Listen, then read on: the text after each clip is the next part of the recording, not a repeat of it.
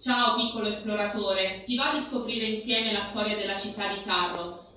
Tanto tempo fa, nel VII secolo a.C., Tarros è stata fondata. Forse è stata Cartagine a crearla. In poco tempo Tarros è diventata una delle città più importanti della Sardegna. Ma indovina un po'? La zona intorno a Tarros era già speciale ancora prima.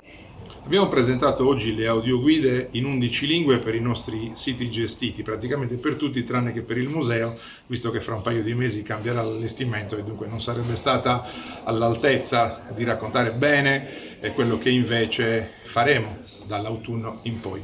Dicevo 11 lingue, quello che richiedono i visitatori, la possibilità di accedere in maniera anche autonoma alle visite, se ci sono anche le versioni per chi ha più tempo e per chi ne ha meno, o per chi si sente più strutturato o per chi magari è un bambino e vuole dunque un racconto più accattivante. Fa parte di un percorso che favorisce appunto l'accessibilità. Questo è un percorso cognitivo, ci sono anche quelli fisici, c'è il cantiere in corso a Tarros che prevede il nuovo accesso dall'anno prossimo dalla parte bassa del sito per iniziare la visita con l'originario villaggio nuragico di Sumurrumannu. Naturalmente per chi ha difficoltà motorie e di accessibilità stiamo pensando a una mobilità innovativa, naturalmente elettrica, naturalmente sostenibile, che sia in grado davvero di far accedere tutti.